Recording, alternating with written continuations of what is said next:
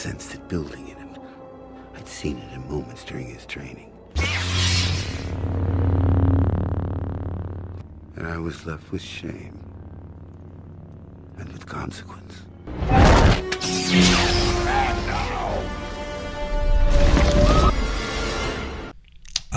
The Last Jedi, one of the most divisive Star Wars films ever created, other than every other Star Wars film ever created after The Empire Strikes Back. But then again, The Last Jedi does have a certain nuance to it where people just tend to hate it. And for their own reasons, really, and I don't fault anybody for those reasons. The biggest reason is that they did not like the portrayal of Luke Skywalker, how he seemingly went into his nephew's tent sneakily and was going to strike him down. Okay, that is bad. And this comes after the last live-action performance of Luke Skywalker, showing that he did care about bringing his father back from the dark side. Somebody who has fully turned, committed atrocities, and so on. His nephew had not done any of those things yet. However, we are supposed to be made to feel that Luke Skywalker was in fear of what Ben Solo would become. And I'm not here to sling praises at The Last Jedi. You all have your reasons for not liking it, and I'm not going to disrupt that. But one thing I will say about this, and hear me out, please hear me out, and hear me out to the end, because I do have a point to all this, that Luke Skywalker is not ruined because of this moment. In fact, it kind of enhances him into a humanistic type of character. And I'll get into that in just a second. But the other thing that a lot of people are not liking about The Last Jedi, or The Rise of Skywalker for that matter, are that Luke Skywalker was supposed to be the one to create the Jedi Academy to bring in the next generation of Jedi. And instead it was Rey. And then at the end of The Rise of Skywalker, Rey usurped the name Skywalker into her own. Okay, a lot of people are upset about that. And I get it. Yes, I do. I do get it. But I tend to look at things a little bit differently than a lot of people, and maybe that's a fault. I don't know. But Luke Skywalker hasn't changed because Rey took the Jedi Academy and is going to form her own. And the Rey movie that's getting ready to come out will probably talk about this. Now, everybody's saying, no, but Luke, he made the Jedi Academy in the expanded universe. Yes, he did. At 11 ABY, or 9 years after Return of the Jedi, not 30. So there's still time for Luke Skywalker to be enhanced throughout what we saw in the expanded universe, or Legends as it's called now. Luke Skywalker could have still done all that, and we know he did, because in the Book of Boba Fett he is building a Jedi Academy some 5 years after Return of the Jedi. So we still have another 25 years of Luke Skywalker. Okay, let's say 20 years. So we'll take about 5 years that Ben Solo turned into Kylo Ren and Luke Skywalker went off to be a hermit like Obi-Wan Kenobi, or somebody else that became a hermit like Yoda. I don't know. Let's say 20 years we have to fill in that gap. Now, should The Force Awakens, The Last Jedi, and The Rise of Skywalker have been called episodes 7, 8, and 9? No, probably not. Those should have been spin-off movies. That's just my thought. 7, 8, and 9 should have had a recasting of Luke Skywalker, Han Solo, and Chewbacca. Why? Because that's the real story of Star Wars. It's not the whole meaning of Star Wars, but to keep it fluent and fluid and moving in the right direction, then yeah, it should have been about Luke, Han, and Leia in their younger years, not as old people. These should have been maybe 10, 11, and 12, or even farther than that. And if we wanted to be really fluid with it, George Lucas could have made 7, 8, and 9 a lot sooner than what Disney did. But he didn't. He left it alone. He didn't go back to it. He could have, but he didn't, because he was pissed off at how all the fans treated him for the prequels. Divisive. Weird. But let me get back on track. Okay, so Luke Skywalker, we still have 20 years of material that could be written about Luke Skywalker or produced in live action about what he did in that timeline after Return of the Jedi and forming the new Jedi Order and the new Jedi Academy and all that stuff. We could still get those stories. Luke Skywalker is not ruined because Rey is the next generation to come up. Maybe not the next generation Skywalker, depending on how you feel about that. But Rey is part of the next generation of beings to come from the galaxy far, far away. So she's Force sensitive. She's learned to be a Jedi. Well, it kind of makes sense that she would take the helm and start a new Jedi Academy. Now, let's get back to Kylo Ren. Or Ben Solo, shall I say.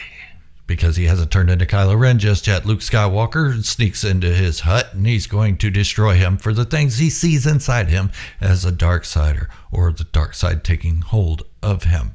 He doesn't want to see another Darth Vader.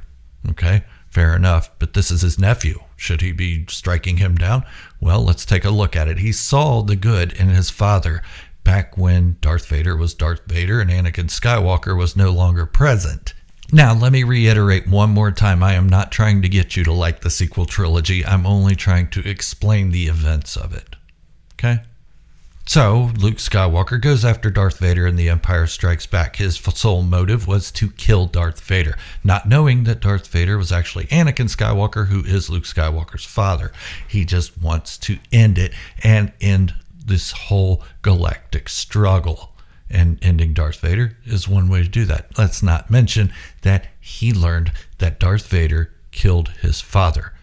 So I'm sure there was a little bit of revenge in there. Something a Jedi is not supposed to harbor, but it made it personal for Luke Skywalker.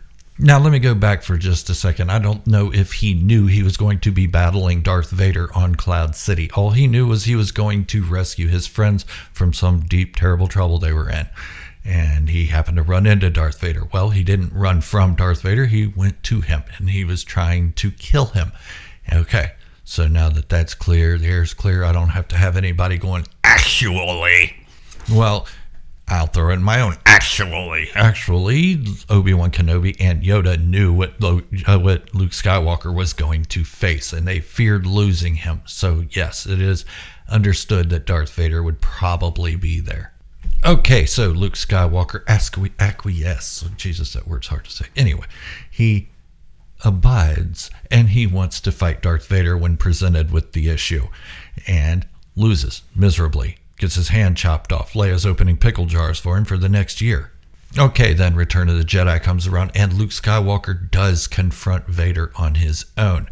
But this time, he knows who Vader is, or was. He knows he was Anakin Skywalker, and now he wants to turn him to the light side instead of killing him. Well, last time he faced Vader, he didn't fare out so well, but that could be accounted for because he only had 6 months of training with Yoda. But at this time, Darth Vader had already been going around for like 23 years, killing people, pillaging. And I'm not going to say raping because he was biomechanical, but anyways, you know what I'm getting at. He was already doing this stuff for 23 years and terrorizing the galaxy and wiping out whatever remnants of Jedi he could find. He was already doing this. The quickest way to get rid of Darth Vader was not to battle him because Luke kind of feared Darth Vader. Instead, he was going to turn him to the light. And it worked out rather well. Darth Vader did change back to Anakin Skywalker, turned to the light through the Emperor down a big hole, and the galaxy is safe again. Okay? New time for peace and renewal, which lasted roughly 30 years. Along comes Ben Solo, Snoke, and so on and so forth. And Ben Solo showing signs of being the same kind of character Darth Vader was, showing the dark side in him.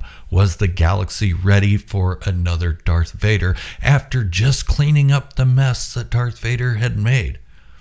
No, they weren't ready for it. And Luke knew this, and you could see at the beginning clip that I showed in this video, there are tears in Luke's eyes when he had to make the choice of what he was going to do. Now, yes, Luke Skywalker could have taken the route that he took with Darth Vader and tried to turn Ben Solo to the light, but Ben Solo was already in the light. He just had a touch of darkness. But he could have sat there all day long in training and said, the dark side and bad, okay? And he could have said that over and over and over, but that wasn't going to change what was happening inside Ben Solo. Now, think about back when we were young people. Well, some of you still are.